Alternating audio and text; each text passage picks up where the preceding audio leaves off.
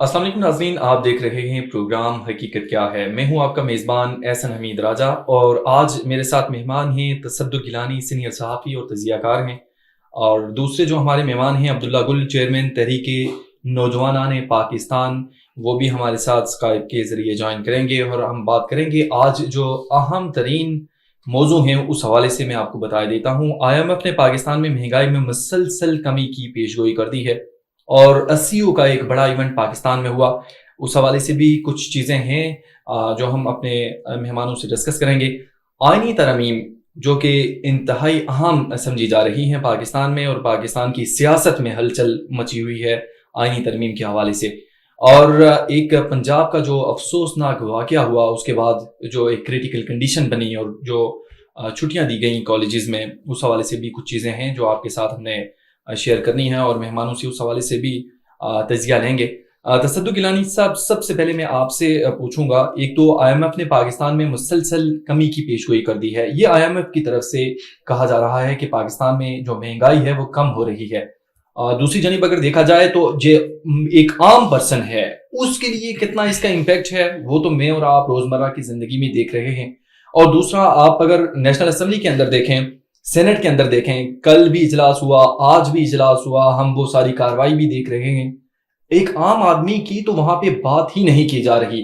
सब कोई जो आईनी तरामीम है उस हवाले से बात की जा रही है। दूसरा, अगर देखा जाए तो कोई अपने लीडर को बचाने के लिए बात कर रहा है। आम आदमी की बात कौन करेगा? जी, बहुत शुक्रिया आपका। अच्छा, सबसे पहले हमें ये समझने की ज़रूरत है कि महंगाई की शरह में कमी की बात हो रही है। यानी इसको इस तरह से समझें कि अगर फॉर एग्ज़ाम्पल कोई एक चीज़ आज 100 रुपए की है और पहले अगर महंगाई की शरह 30% थी, 30% थी, तो वो उस हिसाब से 130 की हो जाएगी आफ्टर सम टाइम, ठीक है? लेकिन अभी जो हम कहते हैं सिंगल डिजिट में महंगाई आई है, इसका मतलब ये नहीं है कि कीमतें कम हो जाएंगी। इसका मतलब ये है कि जिस शरह से महंगाई बढ़ रही थी वो शरह कम हुई है। ये वो 130 के बजाय हो सकता है 109 रुपए की हो जाए, 108 रुपए की हो जाए, which is a good news कि खुदा न खासा जिस स्पीड से महंगाई बढ़ रही थी पिछले चंद सालों में, उसमें कमी आई है, एक खुश आइंद बात है। लेकिन जो आपने बात की कि आम आदमी तक उसका फ़ायदा कब पहुंचेगा, चीज़ों की कीमतों में कमी कब आएगी, वो एक नेक्स्ट स्टेज है। और उस पर हमें जाते हुए ना हमें बहुत सारी इकोनॉमिक फैक्टर्स का ख्याल रखना है। अपनी जो इंटरनल इकॉनमी है उसके अंदर बहुत सारी चीज़ें होने वाली हैं।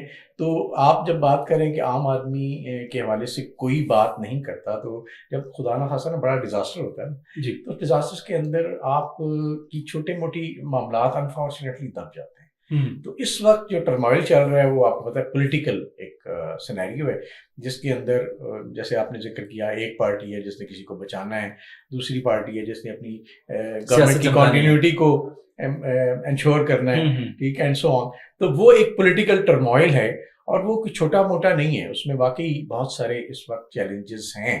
और उस बड़ी वो मैं ना बात करते थे, एक मेरे बड़े बुजुर्ग थे, तो उन्होंने मेरी एक अखबार में खबर लगानी थी, मैंने आई वाज स्टूडेंट, तो उन्होंने खबर अपनी तरफ से भेज दी, जंग न्यूज़ होता था या नवाए वक्त होते थे इस तरह के। तो उन्होंने मेरी बाद में बताया कि यार वो बड़ी मछली ना छोटी मछली को खा गई है। हाँ। मैंने कहा क्या मतलब? उन्होंने कहा इतनी बड़ी बड़ी खबरें थी कि तुम्हारी खबर उसमें आई नहीं, हो सकता है चंद दिन बाद आ जाए। एग्जैक्टली सेम सिचुएशन कि इस वक्त जो बड़े बड़े मसाइल हैं उन्होंने हमारा ध्यान छोटे छोटे मसाइल से हटा दिया है। तो मेरी ये ख्वाहिश होगी कि इसके बावजूद कि बड़े बड़े मसाइल चलें, कोई ना कोई शख्स, कोई ना कोई फोरम ऐसा होना चाहिए जो आम आदमी की परेशानी की बात करे। और उस वजह से ये होता है कि गवर्नमेंट की भी तवज्जो उसी तरफ आती है। अगर पॉलिटिकल गवर्नमेंट्स का ना फ़ायदा या नुकसान दोनों यही होते हैं कि अवाम को उन्होंने हर सूरत में रिलीफ देना, नहीं देंगे तो पॉपुलर नहीं रहेंगे। तो इसलिए गवर्नमेंट्स को डेफिनेटली अवाम की तरफ आना है, उनकी मुश्किलात को कम करना है ताकि वो भी पॉपुलर रहें, और उसके बाद जो है ना नेक्स्ट जब भी कोई ऐसा मौका आए, इलेक्शंस आए, तो उनको वो पॉपुलर वोट मिले।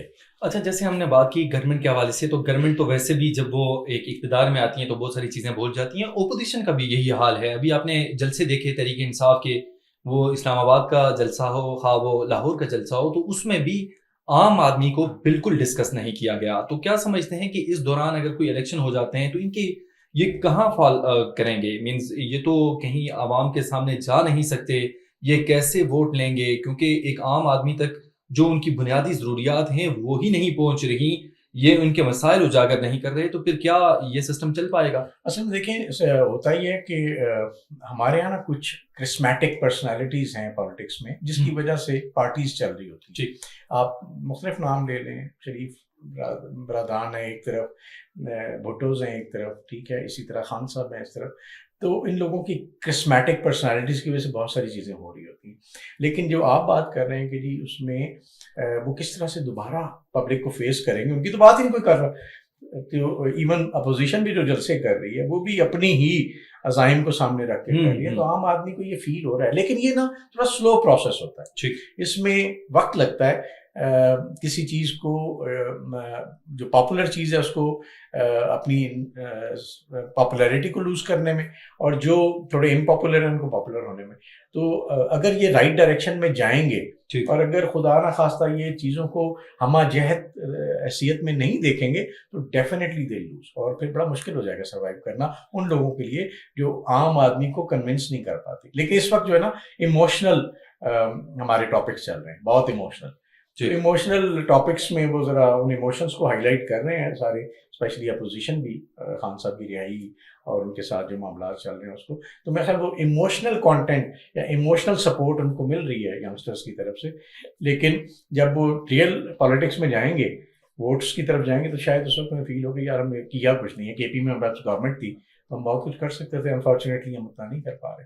تو فیس کرنا پڑے گا. تصدق گیلانی صاحب، ایک تو معیشت کے استحکام کے لیے سیاسی استحکام کتنا ضروری ہے آپ کے خیال میں؟ اچھا، میرے خیال میں یہ کی فیکٹر ہے. ہم جیسے لوگ بڑے عرصے سے کہہ رہے ہیں کہ سوال ہی نہیں پیدا ہوتا کہ آپ کی اکانومی سٹیبل ہو جائے جب تک آپ کے پاس ایک پولیٹیکل سٹیبلٹی نہیں آتی. پولیٹیکل سٹیبلٹی سے کیا مراد ہے؟ اس سے مراد یہ نہیں ہے کہ ایک ہی گورنمنٹ ساری زندگی رہے. اس سے مراد یہ ہے کہ سسٹم اپنے اس جو ٹینیور ہے اس کے مطابق ایک سافٹ چین ضرور اس میں آئے، لیکن جو میجر پالیسیز ہیں وہ کنٹینیوڈ رہیں.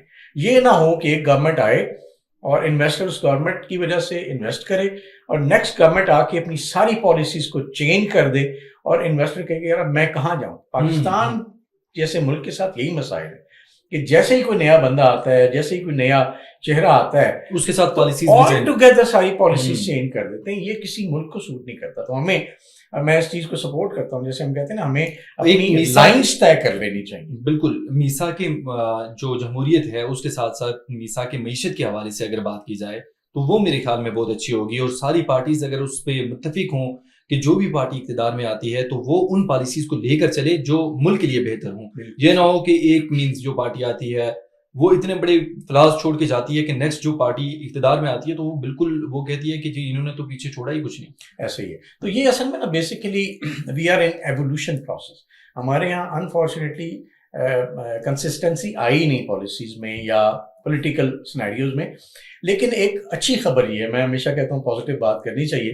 تو اچھی خبر یہ ہے کہ پچھلے کچھ دہائیوں سے، یعنی 2008 کے بعد سے آپ کو بے شک اسٹیبلٹی کم ہے لیکن ایک کنٹینیوٹی ہے کہ ایک پولیٹیکل گورنمنٹ کے بعد دوسری پولیٹیکل گورنمنٹ آ رہی ہے اینڈ سو آن. تو وچ از فائن. اچھا، اس ایوولوشن میں نا لوگ ابھی بھی انسیکیور ہیں. تو جو ہمارے لیڈرز بھی ہیں وہ بھی بعض اوقات نا وہ اس مائنڈ سیٹ سے نہیں سوچتے کہ یار کسی کی مخالفت میں ہم نے کس حد تک جانا ہے. وہ ذاتی دشمنی ابھی تک چل رہی ہے.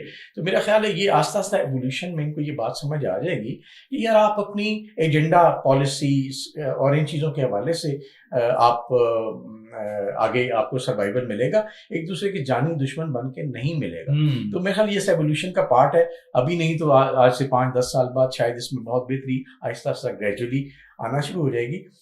دوسری بات یہ ہے کہ ہمارے جو پولیٹیکل سٹیبلٹی یا جو آپ نے بات کی چارٹر آف اکانومی کی، اس میں ایگزیکٹلی جیسے ہمارا فار ایگزامپل اٹامک پروگرام ہے، کوئی گورنمنٹ آ جائے اس سے کوئی فرق نہیں پڑتا. جی بالکل، وہ اس کی اپنی پالیسی ہے چلتی. اسی طرح اکانومی جو ہے نا وہ اس چیز سے بھی زیادہ امپورٹنٹ ہے. یہ ہمیں سمجھنا پڑے گا. آپ کی جیب میں پیسے نہیں ہے نا تو آپ کوئی ڈیسیجن لے ہی نہیں سکتے، کیونکہ آپ نے جس سے پیسے لینے اس نے کہنا بھائی جی سوری میں آپ کو یہ الاؤ نہیں کرتا.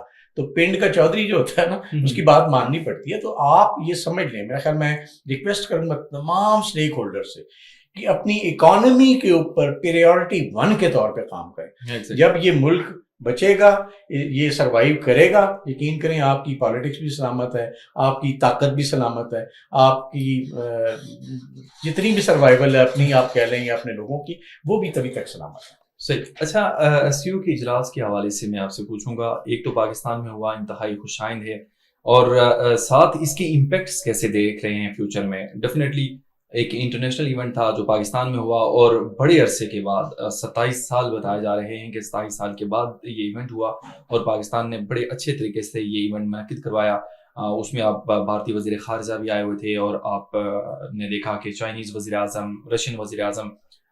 معیشت پر کتنا آپ دیکھ رہے ہیں استحکام کی طرف جائے گی, اور ایک بڑے پیمانے پر جو تجارت اس حوالے سے جو منڈی, اور آپ سعودی عرب کی جو $2 بلین سے زائد سرمایہ کاری ہے پاکستان میں, اس سے پہلے بھی سرمایہ کاری آتی رہی, لیکن اس کا کتنا امپیکٹ پڑے گا؟ اچھا, ایک تو نا ہمیں یہ سمجھنا ہے کہ پچھلے ہمارے کوئی 30-40 سال بہت مشکل میں گزرے, اور اس میں ہمارا جتنا امیج تھا وہ سارے کا سارا انفارچونیٹلی پاکستان ہم نے لوز کیا in front of international community. اس کی وجہ کچھ افغان وار کہہ لیں, ہماری غلط پالیسیاں کہہ لیں, جو بھی آپ کہہ لیں. یہ جو ایونٹ ہوا ہے, یہ ایونٹ ایک سمبولک ایونٹ ہے. اس کی اہمیت دنیا ساری کو ایک میسج دیا گیا ہے کہ پاکستان کے اندر بہت سارے ملکوں کا انٹرسٹ ہے, اکنامک انٹرسٹ ہے. یہ بہت بڑی بات ہے. اب پتہ ہے ہمارا جو ماضی میں چیلنج رہا ہے, ابھی تک بھی ہے کسی حد تک, وہ یہ تھا کہ ہم کبھی بھی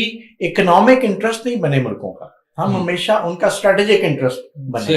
ٹھیک ہے, جب اکنامک انٹرسٹ بنے گا اور اس میں بڑی بڑی پار, جیسے آپ کہہ رہے ہیں چائنا سے, ٹھیک ہے, سینیریو بدل رہا ہے نا, رشیا کا دیکھ لیں, رشیا, اسی طرح ریجنل کنٹریز, تو یہ ایک سینیریو بدل رہا ہے. اس میں پاکستان کو ایک مرکزی حیثیت کے طور پہ انہوں نے ایکسیپٹ کیا. آپ یہاں تک دیکھیں کہ جب انڈین فارن منسٹر جس باڈی لینگویج کے ساتھ آئے تھے اور جس باڈی لینگویج کے ساتھ گئے ہیں, اس میں بڑا فرق تھا. ٹھیک ہے, تو ایک بڑا پازیٹیو میسج لے کے گئے, اور اس میں یہی نہیں ہوتا کہ جی ہم نے کیوں نے میسج دیا. اس پوری جو ایک ایونٹ ہوا ہے, اور اس میں جس طرح سے مختلف ملکوں نے اس چیز کو اجاگر کیا, انہیں اس سے بات سمجھ آ گئی کہ Pakistan is an important country in this future economic policies of the region. South Asian region کے حوالے سے تو ہمیں اب نا ہمیں کرنا یہ, ہمیں بہت احتیاط سے کام لینا ہے. ہمیں پھر کسی نہ کسی ایڈونچر میں نہیں پڑنا. میں ہاتھ ہی جوڑ سکتا ہوں لوگوں کے سامنے کہ ایڈونچرز میں نہ پڑے, اپنی ان پالیسیز کو سپورٹ کریں تاکہ آپ کی اکانومی بہتر ہو. جب آپ کے گھر کی اکانومی بہتر ہوگی نا, پھر آپ کو اندازہ ہوگا کہ لوگ آپ کی کس طرح قدر کرتے ہیں. خدا نہ خواستہ اکانومی جب بہتر نہیں ہوتی تو سفر کون کرتا ہے؟ ہم ہی کرتے ہیں, اس ملک میں رہتے ہیں, ہمارے بچے کرتے ہیں. تو پلیز اس بات کو سمجھیں کہ کسی ایسی ایکٹیویٹی میں انوالو نہ ہو جو اس ملک کی اسٹیبلٹی یا اس ملک کی اکنامک اسٹیبلٹی کے حوالے سے ایک کوشچن مارک ہو, تاکہ یہ اکنامک میسج جو دیا گیا ہے دنیا ساری کو, یہ سسٹین کرے, اور we look forward for bright future of Pakistan انشاءاللہ. ناظرین, پروگرام میں ایک بریک شامل کریں گے. بریک کے بعد دوبارہ ہم حاضر ہوں گے تو بات کریں گے پنجاب میں جو واقعہ ہوا اس حوالے سے. ہمارے ساتھ رکھیے.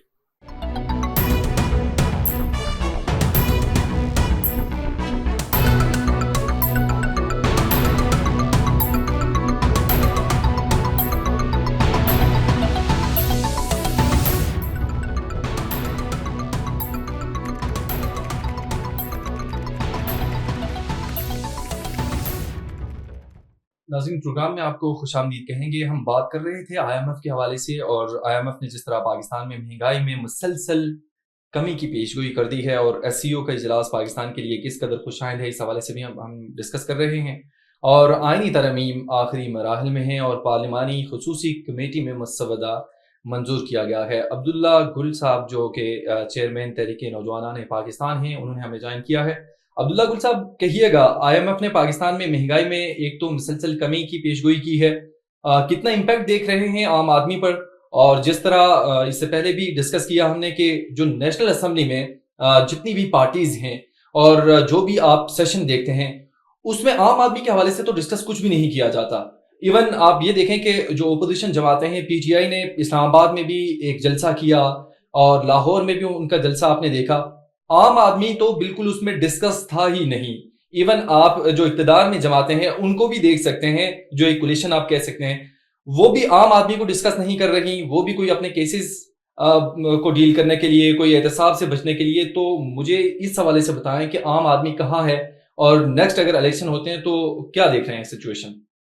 بسم اللہ الرحمن الرحیم، بہت شکریہ آپ کا۔ دیکھیں، جہاں تک تعلق ہے آئی ایم ایف کی بات کی آپ نے، آئی ایم ایف جو ہے وہ ظاہر ہے قرضہ دے کے اگر کسی کا حال اچھا ہو جاتا ہے، وہ کہتے ہیں کہ ان کے آ جانے سے آ جاتی ہے چہرے پہ رونق، سمجھتے ہیں بیمار کا حال اچھا ہے۔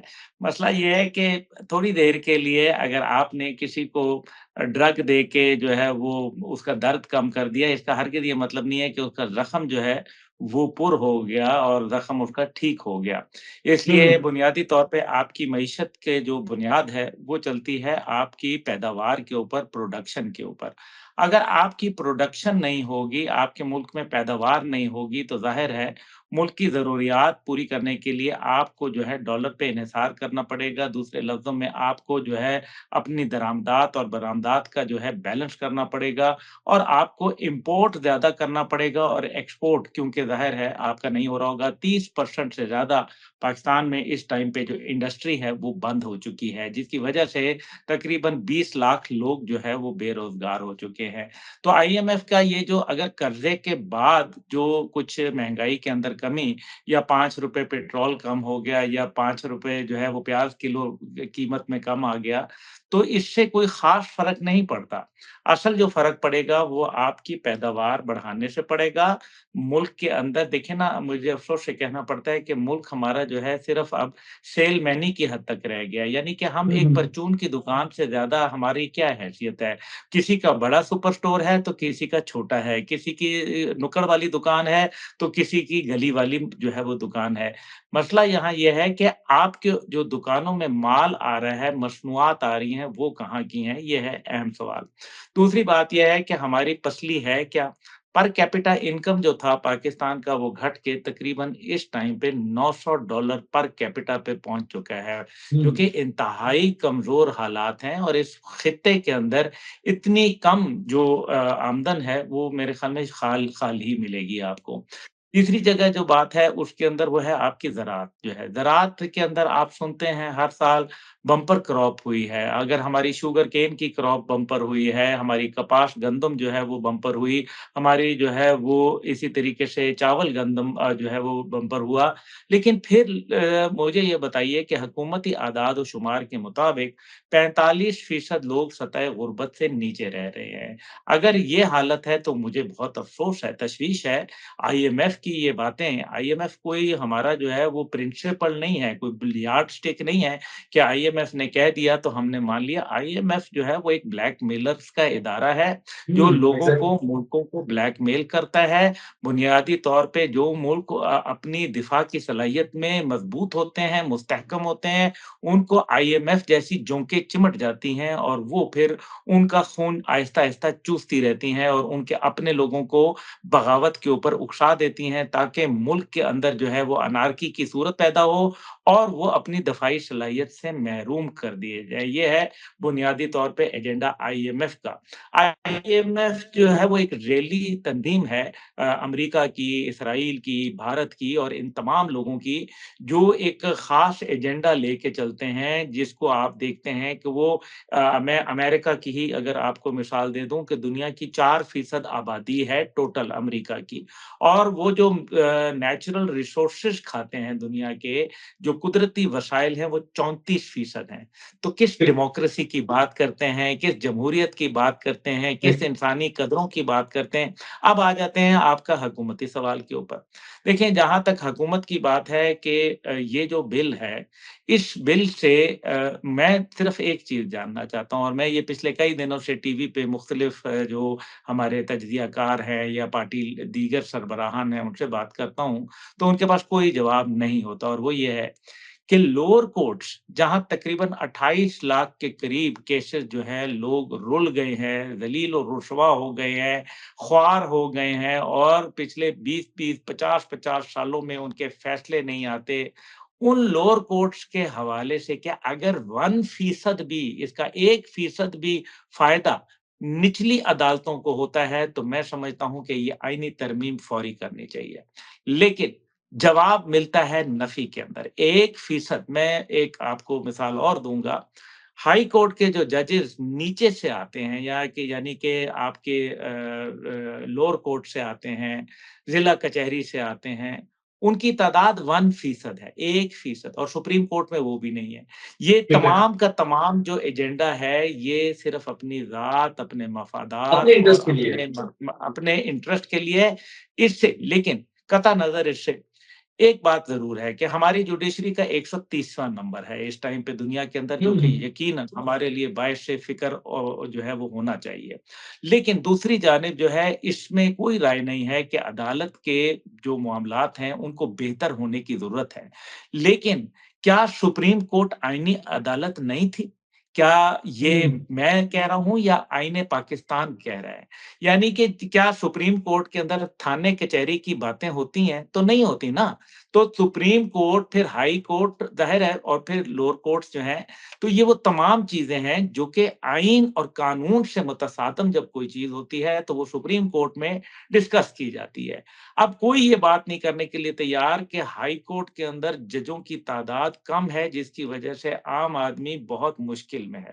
کوئی یہ بات کرنے کی تیار نہیں ہے کہ آئینی طور کے اوپر لوور کورٹس کے اندر لوگوں کو ریکوائرمنٹ ہے جج تعینات کرنے ہیں، لیکن نہیں ہو رہے۔ آپ بلوچستان کو اگر دیکھیں تو ناٹ ٹوٹل وہاں دہشت گردی کی عدالتیں ہیں، اور جو دہشت گردی کے وقوع وہاں ہوتے ہیں، واقعات ہوتے ہیں، وہ آپ کے سامنے ہیں، آپ اس کے چشمدید گواہ بھی ہیں۔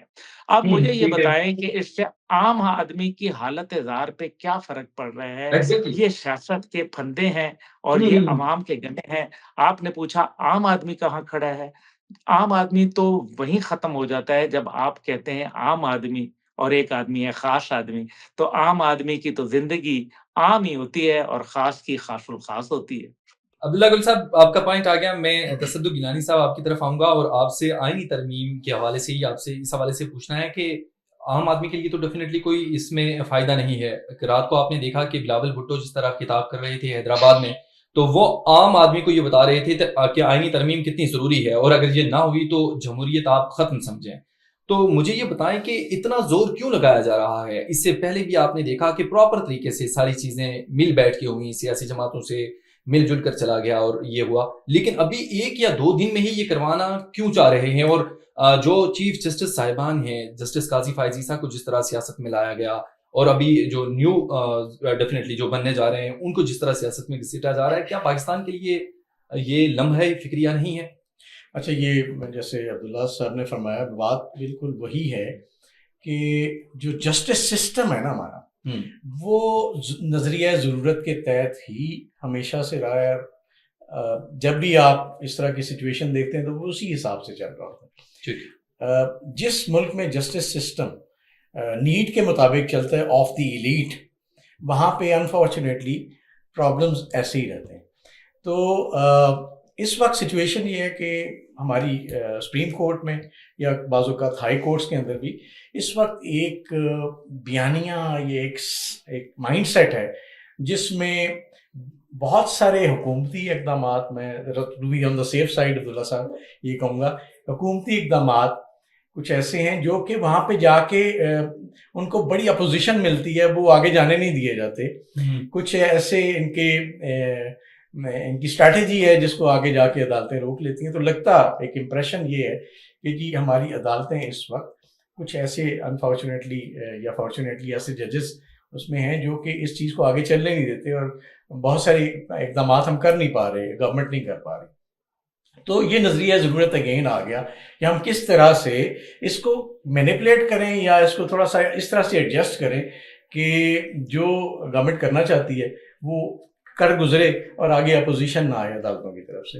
تو سمپل سی بات ہے، اس میں کوئی زیادہ راکٹ سائنس نہیں ہے کہ اس میں عام آدمی کی کوئی بات نہیں ہے۔ کورٹس کی یا ہائر کورٹس ہیں، لوور کورٹس ہیں، ان کے اندر کوئی سسٹمیٹک چینج یا پازیٹیوٹی لانا یا اس کو امپروو کرنے کی کوئی بات نہیں ہے، امپروو کرنے کی ایک سچویشن کو ہینڈل کرنے کی بات ہے، اور وہ سچویشن ہینڈل ہو۔ یہ انٹرسٹ کی بات ہو رہی ہے ڈیفینیٹلی ان کی طرف سے، حکومت کی جانب سے بھی، اور دوسرے بھی اپنے انٹرسٹ دیکھ رہے ہیں۔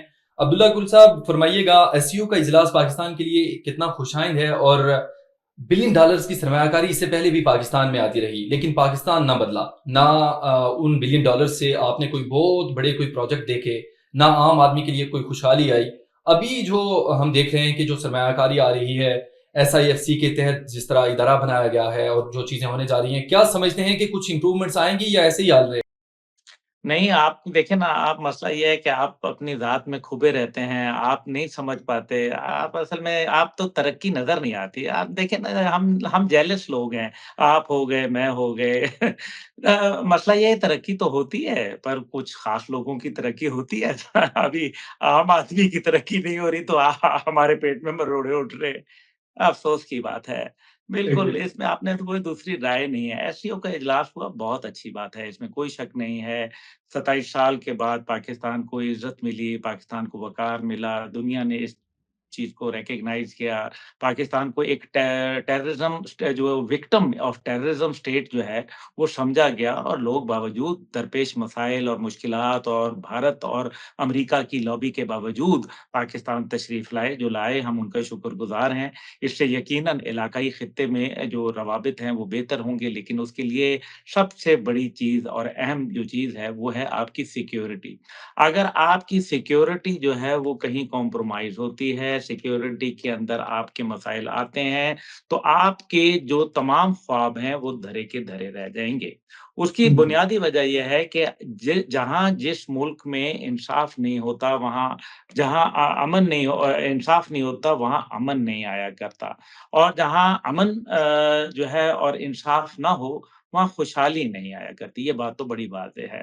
اور بالکل اس کے علاوہ جو اگر آپ دیکھیں کہ SCO کے ہاں علاقائی تعاون ہے، مسئلہ یہ ہے کہ روس ہے، چین ہے یا دیگر ممالک ہیں، ان سب کو یہ احساس ہے کہ پاکستان یہ دہشت گردی کی جنگ جو ہے، جو کہ صرف پاکستان کی نہیں ہے بلکہ اس خطے کی ترقی اور تعمیر اور بالخصوص چین اور روس کی ہے، اور پاکستان اس کا فرنٹ لائن جو ہے وہ وکٹم ہے۔ لیکن جس طریقے سے امریکہ اپنے اتحادی کے لیے آؤٹ آف دا وے جا کے، جس طرح سے ہم نے اسرائیل کے لیے دیکھا، ہم نے انڈیا کے لیے دیکھا، ہم دیکھتے ہیں کہ وہ تمام عالمی قوانین، اور یہ حد یہ ہے کہ ایک عالمی عدالت سے مجرم ڈکلیئرڈ آدمی جو ہے نیتن یاہو، وہ جا کے یونائٹڈ نیشن میں تقریر کر دیتا ہے۔ اس سے زیادہ میرے خیال میں انسانیت کی تذلیل نہیں ہو سکتی۔ لیکن تو مقصد یہ ہے کہ کیا ہمارے لیے روس یا چین آؤٹ آف دا وے گیا ہے؟ تو ابھی تک ایسا کچھ نہیں نظر آیا۔ دوسری جانب جو ہے وہ یقیناً اس سے علاقائی تعاون اور جو ایک روابط ہیں بڑھیں گے۔ پاکستان برکس بینک کے حوالے سے اب جو آ رہا ہے ایک خطے کے اندر، اور خاص طور پہ 2017 کے جو چین کے ساتھ یوان اور پاک روپی کے اندر جو ہم نے ٹریڈ کرنے کی بات کی تھی، اس سے یقیناً، کیونکہ پاکستان ایک چین سے بہت زیادہ چیزیں جو ہے وہ امپورٹ کرتا ہے، اور وہ امپورٹ جو ہے پہلے ڈالر میں ہو رہی تھی، اب اگر وہ یوان کے اندر ہوگی، پاک روپی میں ہوگی، تو یہ اس سے پاکستان کی معیشت کو اچھا اثر پڑے گا، اور ڈالر ٹریڈ جو ہے وہ کم ہوگا، جس سے ڈالر کی جو قدر ہے وہ گر جائے گی۔ یہ بہت اچھی بات ہے۔ دوسری جانب جو ہے کہ وہ جو بلینز آف ڈالرز آتے ہیں، اس سے عام آدمی کو کیا فرق پڑتا ہے؟ دیکھیں، جب تک کہ IMF کی شرائط میں ایک یہ بھی ہے کہ حکومت اپنے اخراجات کم کرے، لیکن ہم دیکھتے ہیں آئے دن ہیلی کاپٹر ایسے اڑ رہے ہیں، جہاز ایسے اڑ رہے ہیں، پرائیویٹ جیٹوں میں ہم جاتے ہیں، 7 اسٹار ہوٹلوں میں رہتے ہیں۔ ایک نہیں تو سر، اس کے لیے کون ڈسکس کرے گا؟ اس کے لیے ڈسکس کون کرے گا؟ دیکھیں جو اپوزیشن ہے، ان جماعتوں کی بھی اگر ہم بات کر رہے ہیں، جو نمائندگی کر رہے ہیں، وہ تو عام آدمی کی کوئی بات ہی نہیں کر رہے ہیں، نہ ان سے اس حوالے سے کوئی پوچھ گچھ کی جا رہی ہے، نہ ان کا کوئی احتساب ہے، تو کیسے نظام چلے گا؟ ہاں، یہ نظام نہیں چل رہا نا، میں یہ اسی بات کے اوپر آ رہا تھا کہ جب آپ ایک اپنے آپ کو عام اور دوسرے کو خاص سمجھیں گے۔ دیکھیں، قائد اعظم محمد علی جناح رحمۃ اللہ، وہ کہتے تھے کہ میں پاکستان کا ملازم ہوں اور 1 روپیہ تنخواہ لیتے تھے، اور کہتے تھے 1 روپے سے زیادہ اس لیے نہیں کیونکہ مجھے اللہ نے اتنا دیا ہوا ہے کہ میں خود برداشت کر سکتا ہوں۔ یہ کیا باتیں تھیں! اب ایسی لگتا ہے کہ میں آپ کو کوئی کہانی سنا رہا ہوں، اور لیکن یہ ایسا ہوا ہے، اور بہت ساری مثالیں موجود ہیں۔ لیکن انفارچونیٹلی ہم لوگوں نے عوام کا بالکل خیال نہیں کیا۔ یہ democracy for the people by the people of the people نہیں رہی، بلکہ پھر یہ for the elite by the elite of the elite ہو گئی اور اب یہ for the thieves by the thieves of the thieves ہو گئی ہے. یہ مجھے افسوس سے کہنا پڑتا ہے. عوام کی بات کریں تو پی ٹی آئی کے دور حکومت کی بات کر لیتے ہیں جہاں 29 بل ایک دن میں پاس ہوئے. کیا عام آدمی کے لیے بل پاس ہوا؟ نہیں ہوا. یہی افسوس ہے, یہی ہمارا المیہ یہی ہے کہ اس ملک کا جو جمہور ہے, جو جمہوریت کی اکائی ہوتا ہے, اس میں سب سے پہلے جمہور کو نظر انداز کیا جاتا ہے. اگر یہ ڈیموکریسی ہے تو پھر یہ نظام ختم ہو جانا ہی بہتر ہے. عبداللہ گل صاحب, ایک پنجاب کالج کا جو واقعہ ہوا اس حوالے سے بھی میں آپ سے پوچھنا چاہوں گا کہ جس طرح کا یہ واقعہ ہوا اور پھر جیسے اس سے نمٹا گیا, ایسے چھوٹے چھوٹے اگر واقعات ہوں گے جس سے کالجز بند کر دیے جائیں گے, بچوں کی تعلیم ضائع ہوگی, اور پھر آپ نے اسٹرائکس دیکھی پورے پاکستان کے اندر ہر جگہ پہ, پنڈی اسلام آباد میں آپ نے دیکھا, لاہور پنجاب میں دیکھا آپ نے, تو یہ کیا ایسے واقعات سے ہمیں ایسے ہی نمٹنا ہوگا یا ہمیں ترجیحات اپنی چینج کرنی ہوں گی؟ کس کی ذمہ داری بنتی ہے زیادہ؟ دیکھیں, حکومت تو میرے خیال میں جب وفاق کی بھی, ابھی جب ملیشیا کے وزیر اعظم آئے اور تحریک انصاف نے پشاور سے آئے اور کے پی سے, اور باقاعدہ ایک عجیب میدان جنگ بنا رہا اسلام آباد راولپنڈی, تو 3 دن کے لیے یہ ایک بڑی عجیب و غریب کیفیت تھی. اس کے اندر پھر آرٹیکل 245 کے ذریعے فوج کو بلایا گیا. اس سے تو واضح نظر آ رہا ہے کہ ان کے ہاتھ سے بات نکل گئی تھی, اسی وجہ سے فوج کو جو ہے وہ دعوت دی گئی. لیکن بہرحال چلیں, ہو جاتا ہے, فوج کو بھی بلایا جاتا ہے, وہ ایس سی او کے حوالے سے بھی بلایا جا سکتا تھا. لیکن بہرحال جہاں تک پنجاب گروپ آف کالجز کی بات ہے, میرا خیال ہے کہ بڑی 2-3 بنیادی باتیں ہیں. پہلی بات یہ ہے کہ آپ بھی دیکھیں, بچوں والے ہیں, ہم بھی بچوں والے ہیں, بچیاں سانجھی ہوتی ہیں, اور ایک بچی جس کے پاؤں میں چوٹ لگ جائے وہ تقریباً 8-9 دن آئی سی یو میں رہے. پاؤں میں چوٹ کے لیے آئی سی یو میں رہنا, وہ بھی 9 دن. جہاں تک میری ناقص سے علم ہے, ہسپتال میں جب دل کا آپریشن ہوتا ہے نا, تو تیسرے دن اس کو بھی چھٹی کر دی جاتی ہے, اس کو بھی گھر بھیج دیا جاتا ہے. آئی سی یو سے 2 دن بعد وارڈ میں آ جاتا ہے اور تیسرے دن اس کو گھر بھیج دیا جاتا ہے, حد سے حد 5 دن کے بعد بھیج دیا جاتا ہے.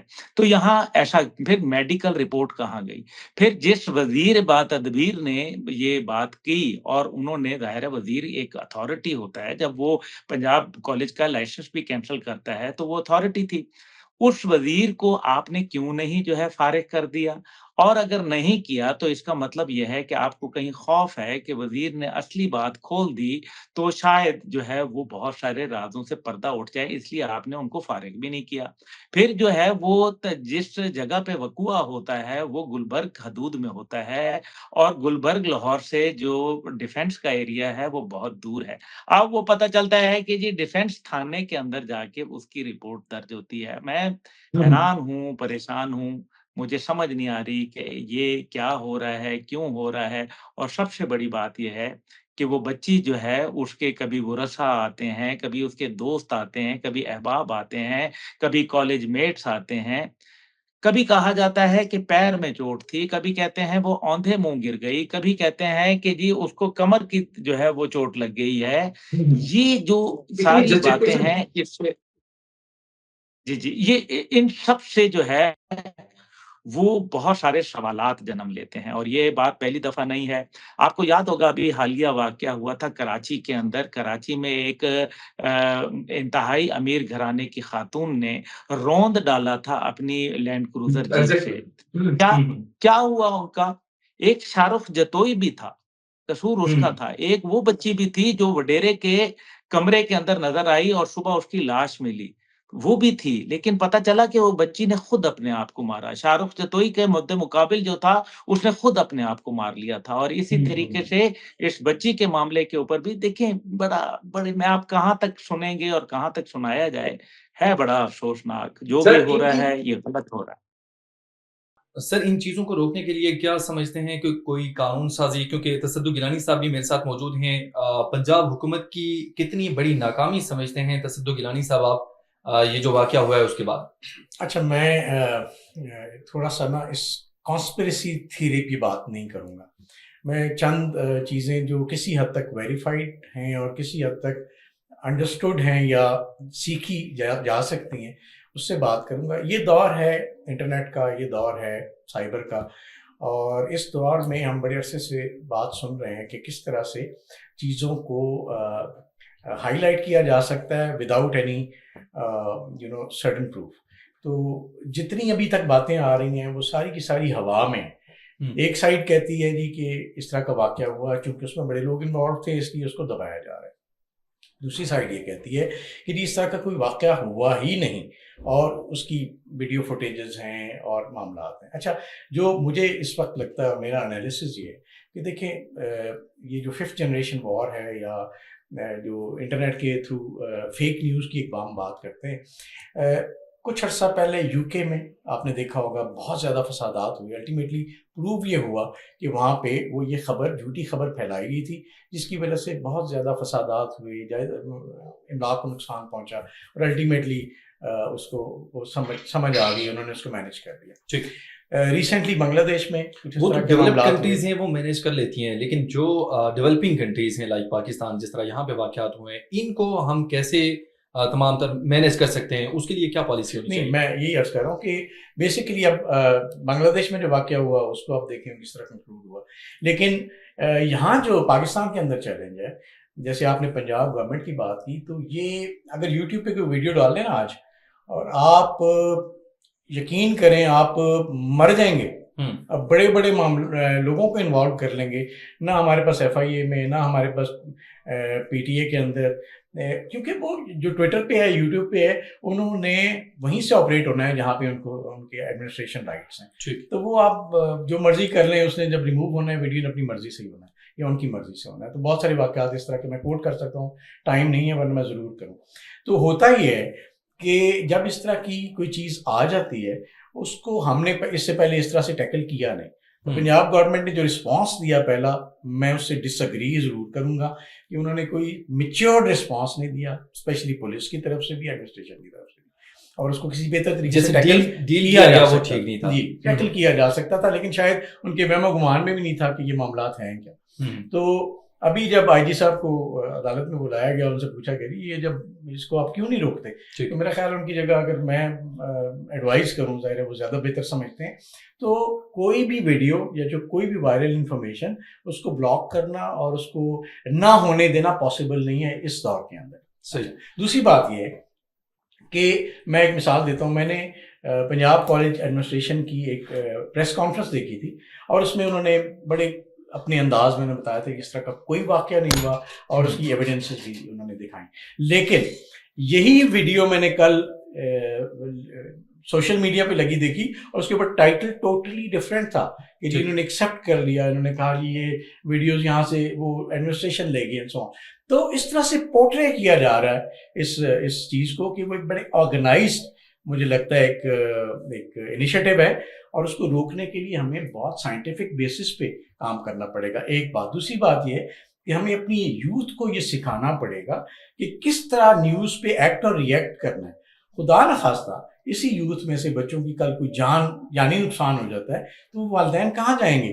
کیونکہ جس نے بھی یہ شروع کیا، اٹس اے بگ گیم میں بھی، جس میں ظاہر ہے وہ جو بچے ہیں وہاں پہ ان کو پتہ ہی نہیں ہوگا ہو کیا رہا ہے، لیکن کل جانی نقصان ہوگا تو ان بچوں کا ہوگا، ان کے والدین کا ہوگا۔ تو ہمیں اپنے بچوں کو بھی یہ سکھانا ہے کہ کس طرح ریئیکٹ کرنا ہے، ان کا حق بنتا ہے اگر ایسا کوئی واقعہ ہوا ہے پراپر فورم پہ لے کے جائیں، اس پہ احتجاج کریں، لیکن املاک کو جلانا یا ایک اس طریقے سے مختلف شہروں میں ایک سچویشن کریٹ کرنا لا اینڈ آرڈر کی، میرا خیال ہمیں اس کو سمجھنا چاہیے، ہمیں بڑا رسپانسبلی اس پہ ایکٹ کرنا چاہیے۔ گورنمنٹ کا بھی یہ کام ہے کہ اس چیز کو پراپر طریقے سے لوگوں کو ایجوکیٹ کریں، بتائیں ایکچولی ہوا کیا ہے، غلط ہوا ہے تو اس کو بھی ایکسیپٹ کریں، لیکن اس چیز کو بڑھنے نہ دیا جائے، کیونکہ جس طرح کے حالات ابھی ہم نے بات کی، بہت سارے انیشیٹوز کی جو اکنامک لیول پہ ہیں، خدا نہ خواستہ اس ملک کے اندر اگر ایک بات یاد رکھیں، اگر کوئی بھی شخص آپ کو یہ کہتا ہے کہ جی یہ ایک مسئلہ ہوا ہے اس کی وجہ سے اپنا گھر جلا دو، تو سوری، آپ اپنا گھر نہیں جلا سکتے، آپ اس پہ احتجاج کر سکتے ہیں، پیسفل احتجاج کر سکتے ہیں، بڑا احتجاج کر سکتے ہیں، لیکن اگر کوئی یہ بندہ کہتا ہے کہ اس کو جلا دو تو سوری، اس کی بات نہ سنیں۔ عبداللہ گل صاحب، شارٹ کہیے گا کہ سزا جزا کے حوالے سے جو نظام ہے اور ساتھ قانون سازی کے حوالے سے ان جو جرائم ہیں اس طرح کے، جب تک ہم کوئی سزا جزا نہیں دیں گے، ان کو سزا ہونی چاہیے ایک بڑے لیول پہ، اگر وہ نہیں ہوتی تو کیا یہ چیزیں رک پائیں گی؟ شارٹ 1400 سال پہلے اللہ تعالیٰ نے قانون بنا دیا، اور آپ کا آئین جو 73 کا ہے اس کا جو سب سے پہلا لا ہے وہ یہ کہتا ہے کہ اللہ سبحانہ و تعالیٰ بلا شرکت غیر حاکم اعلیٰ ہے، اللہ پاکستان کا آرٹیکل 2 ہے۔ आर्टिकल 227 कहता है कि कुरान और सुन्नत जो है वो बालादस्त कानून होंगे। अगर कुरान और सुन्नत बालादस्त कानून होंगे तो शरीयत के मुताबिक ऐसे क्या कवानीन हैं जिसकी वजह से फिर जराइम रुक जाते हैं। जब तक कि हम्म। आप उनका इतलाक नहीं करेंगे, आई एम सॉरी, ये मामलात कभी भी जो है वो सुलझ के साथ सामने नहीं आएँगे। ईरान आपका पड़ोसी है, अफ़गानिस्तान आपका पड़ोसी है, आपको 100 उनसे इख्तिलाफ़ राय हो सकता है। सऊदी अरब का आप देख लें, गर्दनें काट दी जाती हैं, हाथ काट दिए हम्म। जाते हैं, संसार कर दिया जाता है और उसके बाद फिर सालों-साल कोई ऐसा वाक़या नहीं होता। यही वजूहात हैं कि इस्लामी लॉ जो है वो बहुत मज़बूत है और हम बहैसियत मुसलमान जब तक कि अल्लाह को देखिए ना, अल्लाह को मानने वाले यहाँ मौजूद हैं लोग, लेकिन अल्लाह की मानने वाले कितने हैं वो आपके सामने है। एग्जैक्टली आपका पॉइंट आ गया। अब्दुल्ला गुल साहब, आपका बहुत बहुत शुक्रिया, आपने हमें ज्वाइन किया। तसद्दुक़ गिलानी साहब, आप हमारे प्रोग्राम में आए, आपका बहुत बहुत शुक्रिया। नाज़रीन, प्रोग्राम आपने देखा, फीडबैक लाजमी दीजिएगा। अगले प्रोग्राम के लिए दीजिए इजाज़त। अल्लाह ने के